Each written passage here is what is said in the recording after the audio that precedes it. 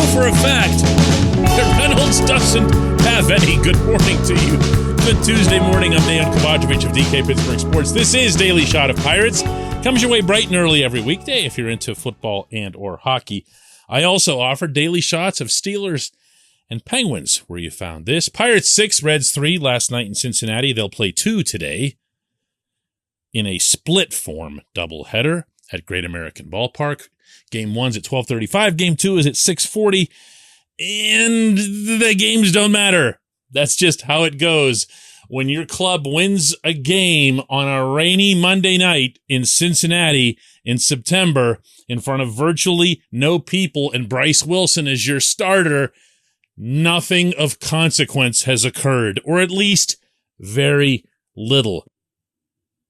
Reynolds did hit a home run to the second deck in left field, which is not the same as hitting it in the second deck in other places, but it's still a shot. I mean, he really got into it. He ended up 2 for 4 with a walk. He's at 256 if you're still into batting average for the year, and he's got 22 homers. And there's a sense that I have, and maybe others share it as well, that Reynolds, because of that phenomenal June that he had, that he's fallen off since then, that he's gone into something of a tailspin, close it out, whatever, because there have been more than a few nights, especially in some of these dud games, where he's been kind of quiet. But then, that's why they have the stats.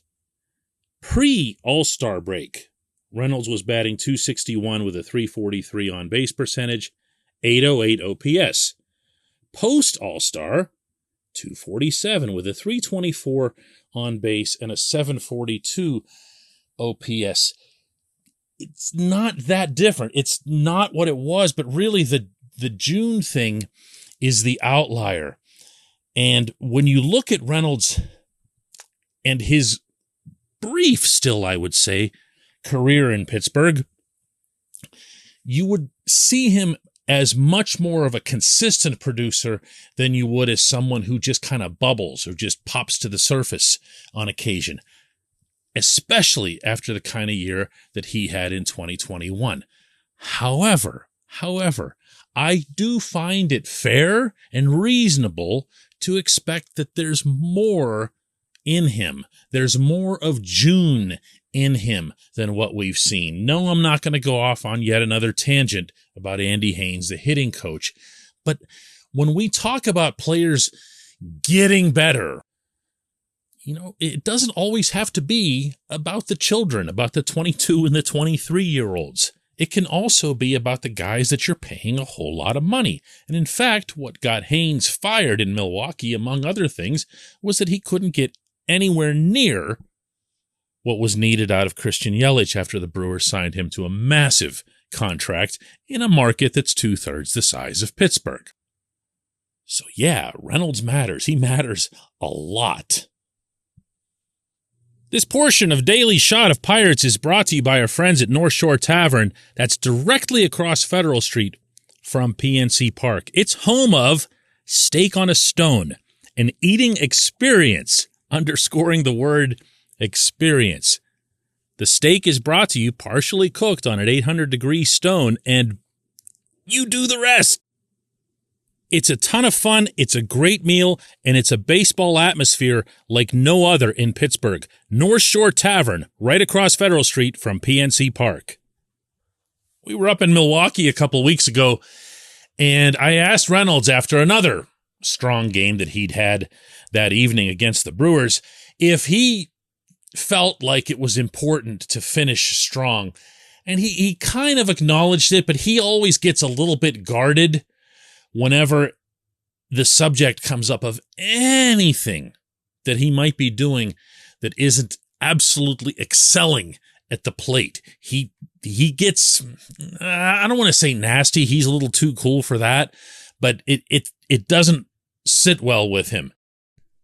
So it doesn't surprise me, to be honest with you, that when Chris Halleck, our reporter from DK Pittsburgh Sports, who's on the scene in Cincinnati, asked Reynolds basically the same thing. How do you feel you need to do here at the end to feel good about yourself. This was Reynolds' answer. I don't put any extra emphasis on the last 3 weeks that I put the same emphasis on that time as I did from the start of the season. So nothing special there. Just trying to finish the way I always want to play. I'm not knocking him, mind you. One thing I always believe in is that when you're the reporter and you're asking questions, the athlete is free to answer however he or she pleases. That's just the way it goes. We're allowed to ask anything. They're allowed to answer anything. And again, you could tell he's not being belligerent or anything. It just kind of hits him in a bad spot. He wants to be that guy who does this on a consistent basis. He wants to be that guy, not necessarily at the June level. I mean, he'd be first ballot Hall of Fame if all of his months were like that.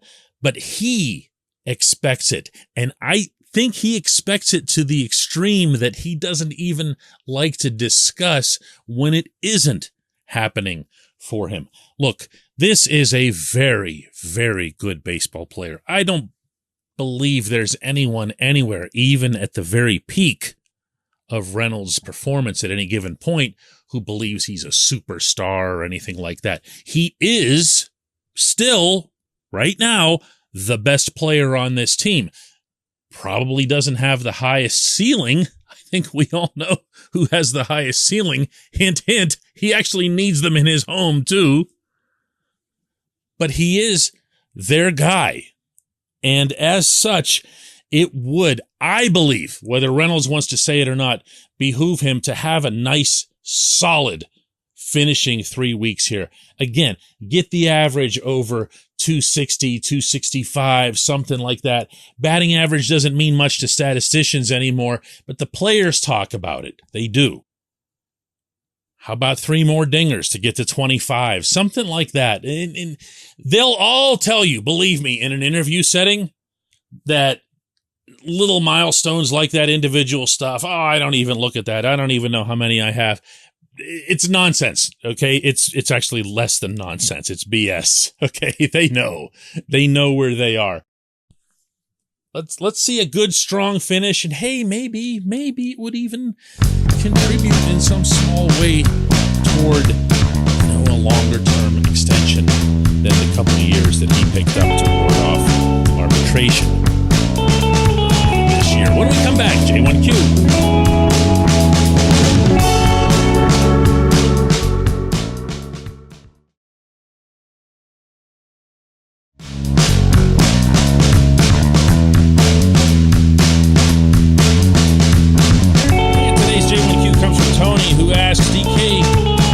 Is it that the Pirates don't want to recruit and pay the best coaches on the market, or is it that the coaches don't want to come to this franchise?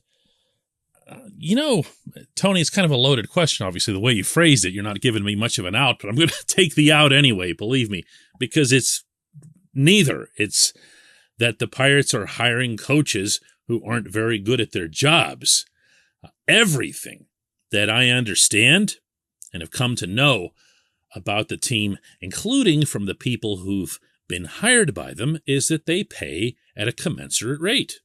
They're right there with anybody else, and that includes the Yankees and Dodgers. You're always going to have outliers with certain teams, some, super mega star pitching coach or something like that that's going to be really tenured with an organization that they'll respect that and pay a premium. But you know what? There's not even a lot of that left in baseball, because the old school, in particular, pitching coaches have kind of gone by the wayside. If you'll remember Leo Mazzoni, for example, who was in Atlanta for 100 years under Bobby Cox. Those guys don't really exist anymore, in large part because of analytics, biomechanics, and other really fairly recent concepts that have been introduced to the game. Oscar Marin of the Pirates was brought here with a background that's built on biomechanics when he came from the Astros organization. This isn't somebody who has much of a background in actual pitching. Now, I'm not going to get into the merits of all that and go back and forth. That can be a discussion for another day. But where it comes to pay, they pay they're just not getting the right guys. They're just not getting the right guys. And I'm not ready to bury Oscar. I was, fairly or not, a few months ago, but I thought it was a reasonable stance to take that the man hadn't overseen the improvement of a single pitcher on the roster. Well, this summer, right here in front of us, in front of our eyes in Pittsburgh, we have seen Mitch Keller. And those of you who've heard this story already from me in the past, just grin and bear it. But Spin Williams, many, many years ago, another one of those old school former pitching coaches, once told me, I'll be employed here as long as that guy is great. And he pointed over toward Oliver Perez. Well, Oliver Perez was great for maybe like 2 years, and it didn't take long after that for Spin to be shown the door. Some things change in baseball, some things don't. If you can elevate a young starting pitcher, your job is going to be way more secure than someone who can't. And this summer alone, we've seen Keller rise up. We've seen, to a much lesser extent, but still something, JT Brubaker rise up. We saw Jose Quintana, even though he's a veteran and really kind of had to find something that he'd already done before in his career. It still had to happen here, and it had to happen under Marine. And the Pirates were able to get a surprisingly, I thought, decent return in the trade for Quintana. Roansy Contreras, as talented as he is, as many natural gifts as he has, he's still also pitched well. In fact, he looks a little bit more mature as a pitcher every time he takes the mound. And that's also to someone's credit. Haynes, I'm not going. I do this all the time. I'm not doing it again. But I do want to answer the question emphatically that it's not about money. And it's not that coaches don't want to come here or anything like that. There are only 30 of these teams on the planet at this level. Believe you me, they don't get super picky about where it is that they go. I appreciate the question. I appreciate everyone listening to Daily Shot of Pirates. We'll do this again tomorrow.